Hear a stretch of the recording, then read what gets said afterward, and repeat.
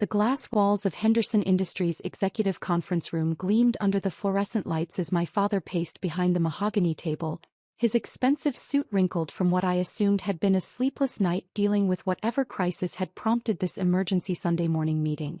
Through the floor-to-ceiling windows, the city skyline stretched toward the horizon, a testament to the business empire my grandfather had built from nothing and my father had expanded into a billion-dollar public corporation.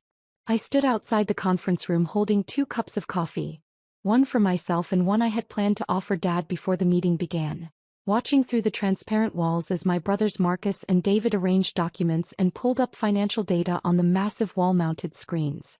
Their movements had the urgent efficiency of people dealing with a serious crisis, and their expressions carried the weight of executives who knew their decisions would affect thousands of employees and millions of dollars in shareholder value. "The preliminary numbers look worse than we thought," Marcus was saying as he scrolled through what appeared to be quarterly revenue reports on his laptop.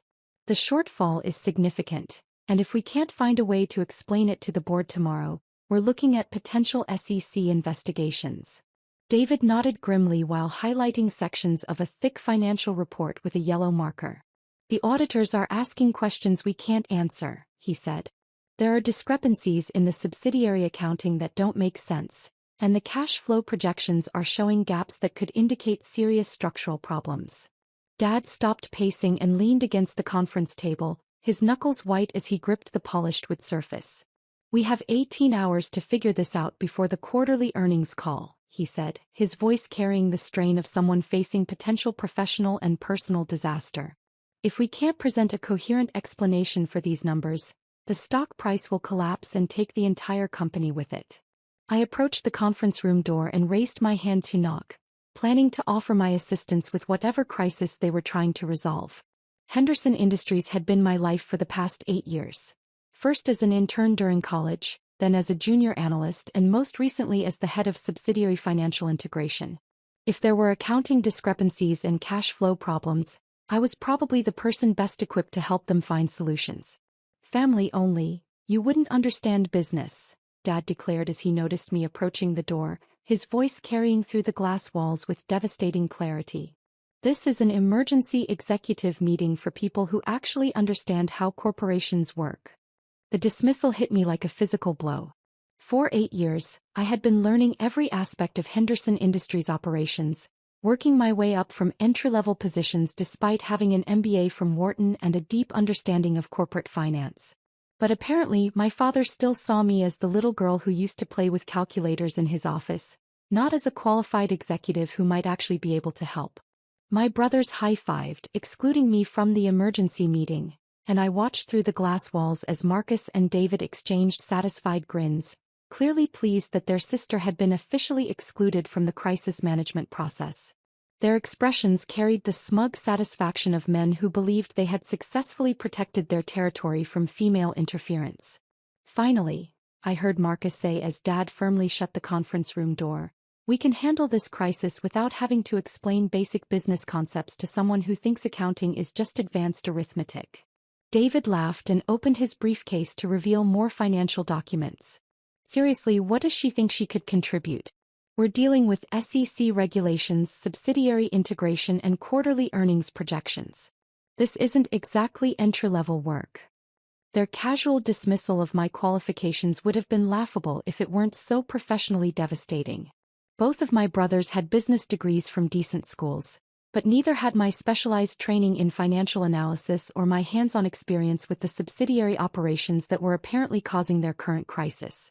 I stood outside the conference room for a moment, watching them struggle with documents and data that I had been working with for months, listening to them debate solutions to problems I had already identified and resolved in preliminary reports they had apparently never bothered to read. I texted, "Good luck with the quarterly reports," and settled into my corner office 3 doors down from the conference room, where I had a clear view of the wall-mounted stock ticker that displayed Henderson Industries' share price in real time. The current price was $47.83 per share, down about 8% from Friday's close but still within normal volatility ranges for a Sunday morning. I opened my laptop and pulled up the comprehensive financial analysis I had completed 3 weeks ago, the report that detailed exactly what my brothers were now discovering in their emergency crisis session. The subsidiary accounting discrepancies they were panicking about, the cash flow gaps they couldn't explain, the regulatory compliance issues that threatened SEC investigations. All of it was documented in my analysis, along with detailed recommendations for addressing each problem. The report had been sitting in Dad's email inbox for 21 days, marked as unread despite 3 follow-up messages from me requesting feedback and approval to implement the recommended solutions. I had also sent copies to Marcus and David, both of whom had apparently deleted the emails without reading them, probably assuming that anything from their sister couldn't possibly contain important business information. Then I watched our stock price crash in real time, as the morning trading session began and investors started processing the implications of Henderson Industries' financial irregularities, which were apparently becoming public knowledge faster than my family had anticipated. $47.83 became $44.15 in the first 5 minutes of trading. Then $41.22 as automated trading algorithms detected the downward momentum and began executing sell orders. The volume indicator showed massive activity, millions of shares changing hands as institutional investors dumped their Henderson Industries positions based on leaked information about the quarterly earnings problems. Through the conference room's glass walls, I could see my father and brothers hunched over their laptops, probably watching the same stock ticker with growing horror as they realized their 18-hour timeline for crisis resolution had suddenly become irrelevant. The market was reacting to information they thought was still confidential, which meant their problems were now public knowledge. My phone buzzed with a text from my college roommate who worked as a financial analyst for one of Henderson Industries' institutional investors. "Sophia, what the hell is happening with your family's company? We just got an emergency sell recommendation from our research team based on rumors about accounting irregularities." I typed back, "Family business meeting in progress. They're handling it." The response was technically accurate but deliberately understated. My family was indeed handling the crisis, just not very effectively. $41.22 became $38.95 as more investors joined the selling frenzy. The trading volume had reached levels typically seen during major corporate scandals or natural disasters, with millions of shares being dumped every few minutes as panic spread through the investment community. Through the glass walls, I watched Dad gesticulating frantically while Marcus and David struggled to make sense of financial reports they were apparently seeing for the first time. Their crisis management strategy seemed to involve pointing at charts and raising their voices, which was not typically effective for addressing SEC compliance issues or restoring investor confidence. My laptop chimed with an email from the Securities and Exchange Commission, a formal inquiry about Henderson Industries' subsidiary accounting practices and cash flow reporting. The investigators wanted detailed explanations for the discrepancies my brothers were just discovering, along with comprehensive documentation of all financial transactions over the past 18 months. I forwarded the SEC inquiry to Dad's email with a brief note. This arrived in my inbox because I'm listed as the subsidiary financial integration specialist. Thought you should be aware. 30 seconds later, Dad's assistant knocked on my office door with obvious urgency. "Ms. Henderson, your father needs to see you in the conference room immediately." I saved my work, closed my laptop, and walked back to the conference room where my family was struggling with problems I had identified and solved weeks ago. Through the glass walls, I could see them staring at their phones and computer screens with expressions of growing panic as the stock price continued its relentless decline. $38.95 had become $34.62, representing a loss of over 25% of the company's market value in less than an hour of trading. The volume indicators showed no signs of the selling pressure easing, and the financial news websites were starting to publish articles about Henderson Industries' mysterious financial problems. Dad opened the conference room door with the desperate urgency of someone whose entire world was collapsing in real time. "Sophia, we need your help," he said, his earlier confidence replaced by barely controlled panic. "There's been some kind of mistake with the financial reports, and the SEC is asking questions we can't answer." "What kind of questions?"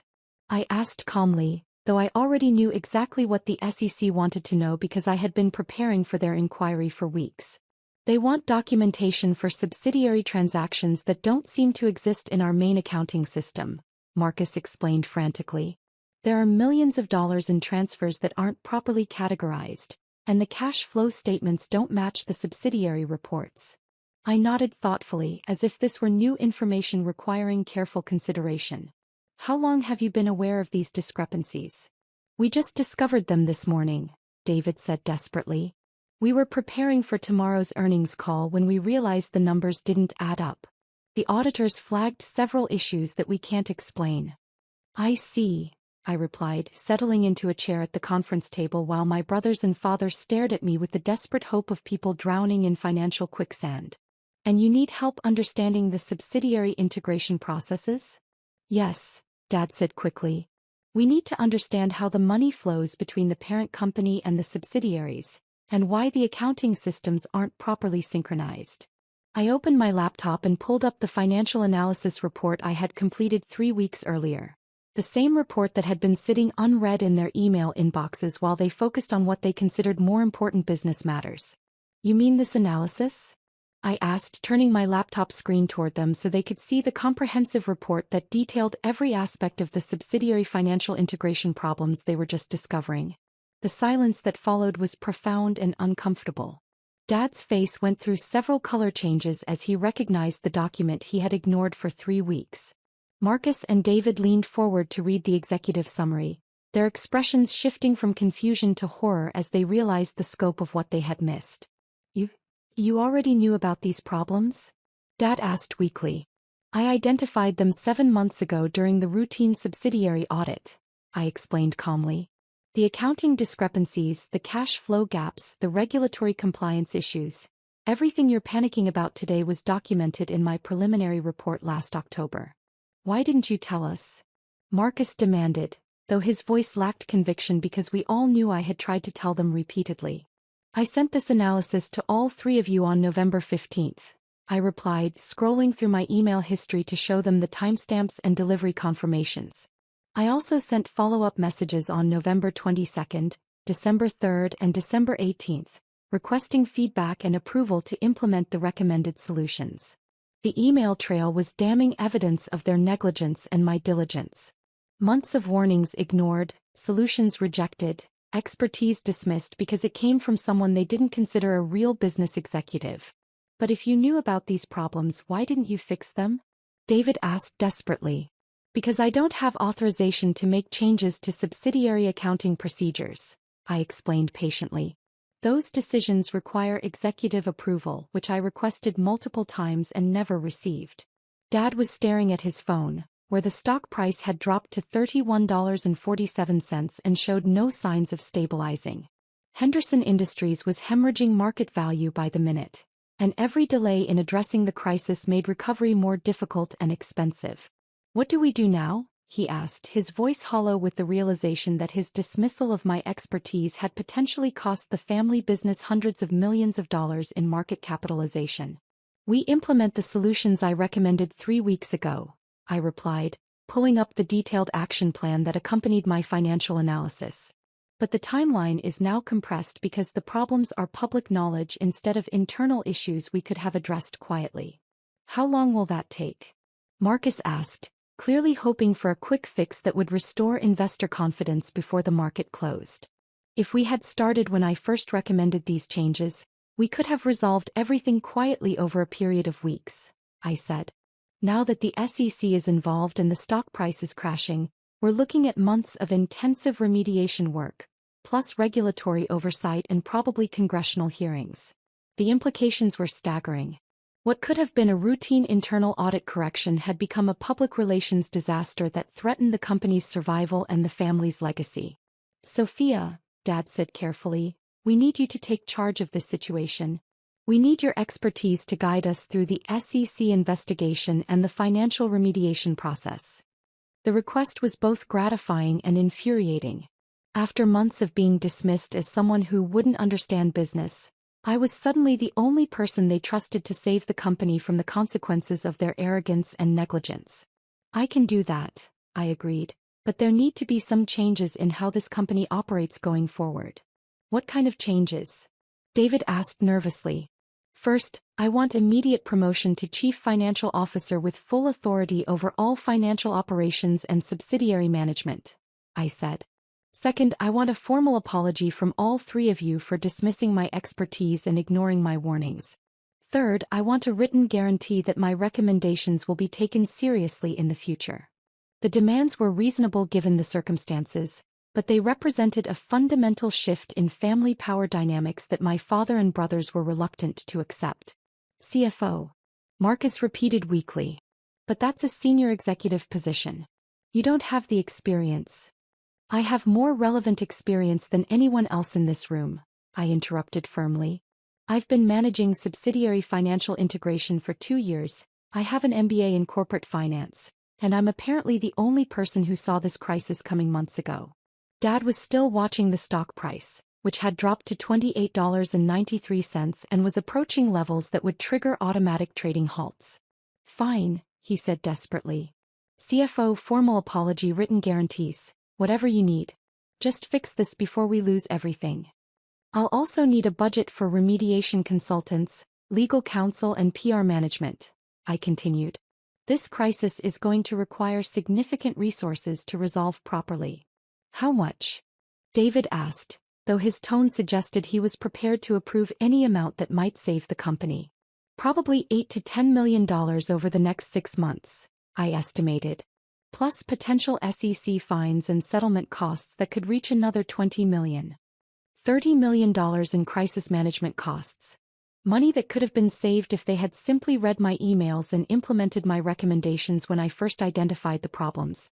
Do it, Dad said without hesitation. Spend whatever it takes.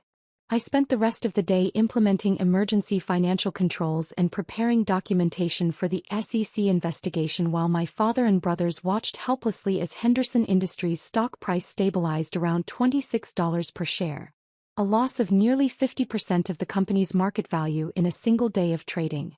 The financial press was already publishing articles about the Henderson Industries crisis, speculating about family business management failures and the dangers of nepotism in corporate governance. My name was mentioned in several articles as the newly appointed CFO who had been brought in to clean up the mess, though the reporters didn't yet understand that I had been trying to prevent this exact crisis for months. By the time the market closed on Monday, Henderson Industries had lost over $400 million in market capitalization, and the SEC had opened a formal investigation into our financial reporting practices. But the emergency financial controls I implemented had stopped the bleeding, and my preliminary response to the SEC inquiry had bought us time to develop a comprehensive remediation plan. Sophia, Dad said as we finished our first official executive meeting with me in my new role as CFO, I owe you an apology that goes far beyond what happened this weekend. Yes, you do, I agreed.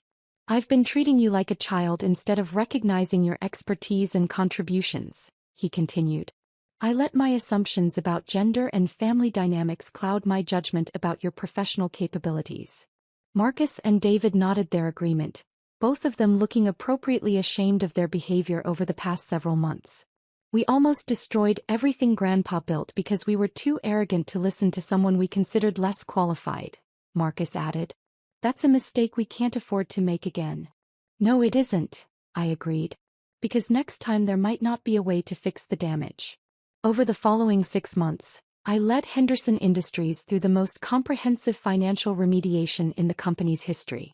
We rebuilt our subsidiary accounting systems, implemented new regulatory compliance procedures, and satisfied every SEC requirement while gradually rebuilding investor confidence. The stock price recovered to $38 per share by the end of the year, not quite back to its pre-crisis levels, but respectable given the scope of the problems we had addressed. More importantly, Henderson Industries emerged from the crisis with stronger financial controls and a more professional management structure.